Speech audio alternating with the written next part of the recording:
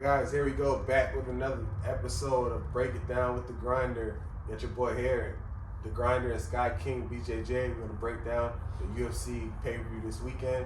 It is UFC 289, Nunes versus Aldana, taken live in Canada. So guys, we're gonna talk about the main card real quick, and tell you guys what we think, tell you guys the picks, and what you should expect this week.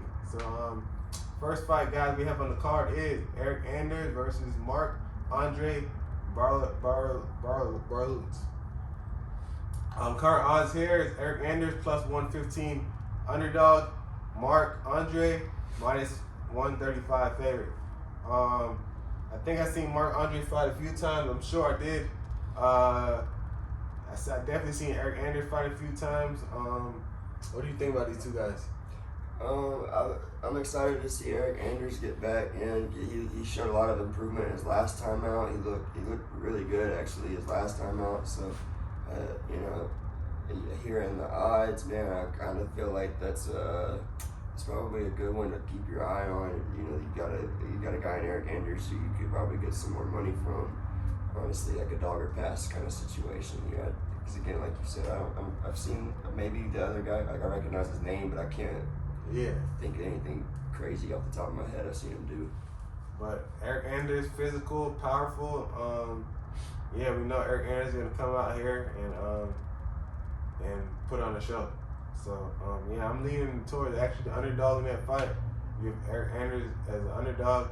I'm definitely leaning towards Eric Anders in that fight. So the second fight, guys, we have on the main card is Dan Ige versus Nate Landwehr. Nate the Train.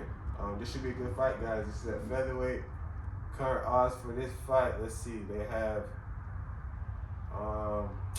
Nate Landwehr plus 215 underdog. Dan Ige minus 255. I believe in Dan Ige in his last fight came out there, got a knockout win. Can't remember over who. But he got a knockout win. Nate Landwehr is on a win streak as well. Nate Landwehr comes forward just like a train. Not really that much head movement. And tries to overwhelm his opponents. In this fight, I'm kind of leaning towards Dan Ige, baby. Especially if Nate Landwehr is kind of, just in a straight line and being there to be hit. Right. I'm leaning towards Dan Ige on that fight. Yeah, I think it's a big step up in competition for Nate the Train. Dan Ige's been in there with a lot of really high level guys, and obviously he's high level himself. So he's the favorite for a reason. So yeah, I'm leaning that way maybe a little bit too. And then next fight we have the featured bout Malott versus Adam Fugitt. Mike Malott, I believe he got his contract in Contender Series. Very good fighter. He's a black belt. He was actually, I believe, alpha male striking coach. So he's a good striker. He's coaching at Team Alpha Male, I believe, and also he's a black belt in jiu-jitsu. He had nasty knockouts so far in the UFC. Adam Fugitt won in the UFC. He's coming off of a TKO win as well. This is in Canada. Mike Malott is from Canada, so I'm thinking the UFC is going to put him in the spot to kind of give him a bigger, platform. Yeah, for sure. Now that you say that about him striking, being the coach at Alpha Male, I kind of can remember a little bit more like who he was on Contender Series. Dude's a savage, and like you said, it's in his hometown. Like he ain't coming to lose. And the current odds for that fight is minus 183, Mike Malott, and Adam Fugitt is plus 158. So that should be a good fight, guys. That's the featured bout. So guys, the co-main event we have Charles Oliveira versus BENEIL DARIUSH. Current odds, Charles Oliveira plus 124, BENEIL DARIUSH minus 144. What you think about this fight, bro? This is a good fight. I'm interested to see.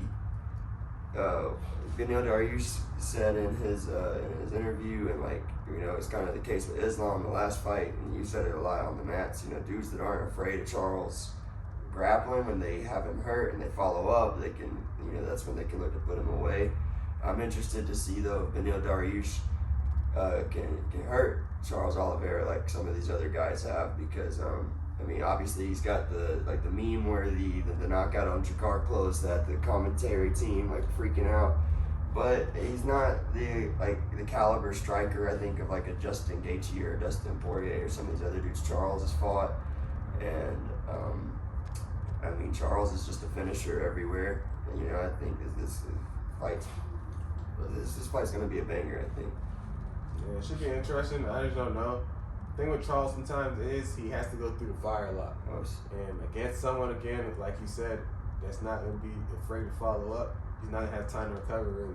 Because, I mean, obviously we know Charles Oliveira chin is kind of, I mean, technically it's kind of fragile because he's been dropped in all of his last 4 or 5 fights. So we know his chin is fragile technically. And I mean, we know he has, even though he has the most submission wins, he also has holes in his submission game too, because I mean, we've seen him get submitted plenty of times as well, more than 2, 3, 4 times in the UFC. So, so that's the thing. We know Beneil Dariush possibly can drop or Charles Oliveira, but can Charles Oliveira get the finish before he gets in a in a bad position? You know, can Charles Oliveira dictate and get in a position before he get in a bad position? Because I mean, you know, again, if Beneil Dariush eventually ends the punch, then, you know, we can see Charles Oliveira get dropped. Right. If Beneil Dariush get Charles Oliveira on the ground, we could probably see Charles Oliveira maybe get sucked out. You never know. It's just like that. But also, with Charles Oliveira, he can land that left hook. He can land one of those flying knees, or he can snatch his neck as well and grab a quick guillotine. So it's going to be a definitely interesting match. The odds are pretty close. I don't know, man. I'm kind of leaning towards Beneil Dariush. So he's the favorite right now, a small favorite. So I mean, he's minus 144. So I mean, if you're thinking Beneil Dariush, you can take that gamble. And then the main event, guys, we have is IRENE Aldana versus Amanda Nunes. Current odds is IRENE Aldana plus 270, Amanda Nunes minus 345. What do you think about that fight, bro? There's a lot you can say about, I guess, Amanda Nunes. How, you know, she's the female GOAT in the sport. So, you know, obviously she's the favorite going into this fight. She had a good bounce back win to get the dub back on Juliana Pena, and that was supposed to be the fight, correct? And Juliana pulled out. Yes. So, you know, we're looking at that trilogy now. IRENE Aldana steps in. She brings some interesting challenges, I think, for Amanda, but at the same time, we're so used to seeing Amanda Nunes win, it wouldn't be surprising just to see 50-45 for the champ. So, yeah, I'm leaning toward definitely Amanda Nunes. I'm honestly surprised the odds are this close. Amanda Nunes is usually a bigger favorite, but maybe since, you know, Juliana Pena kind of, you know, showing something, so now the odd makers are kind of lower the odds. Usually, Amanda Nunes probably be like a plus or minus 1,000 favorite. She's only minus 345. So honestly, though, guys, I mean, that's a good chance probably to smash that bet line on Amanda Nunes. Because honestly, I was looking yesterday, and the IRENE Aldana chick, she was losing to she was losing to some low-level ladies. And now we're talking about Amanda Nunes. I mean, yeah, she had a nasty last win. She had a nasty up kick, liver kick. Right. But like I seen something yesterday, like that's a 1 in a million. Is she ever gonna be able to up kick someone in the liver again? Right. You can't really rely on that to be your path to victory. You know, so she was getting taken out of that fight. Right. So I'm definitely going towards Amanda Nunes in this fight, guys. I'm thinking she possibly get a finish. I believe IRENE Aldana has been either ground and pounded before or submitted before. So thinking Amanda Nunes definitely should have the tools to beat her. Let's see. IRENE Aldana, she's been, she had lost to Leslie Smith. You know Leslie Smith. She lost to Caitlin Chugagian, which is a 25er. She lost by ground and pound to Tanya Evinger. I mean, she got knocked out by Larissa Pacheco.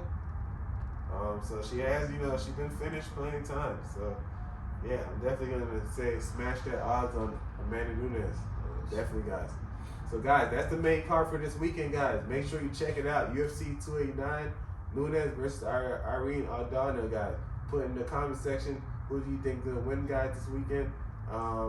What fights are the best fights, guys? What fight are you looking most to see? And so on, guys. And till next time, os.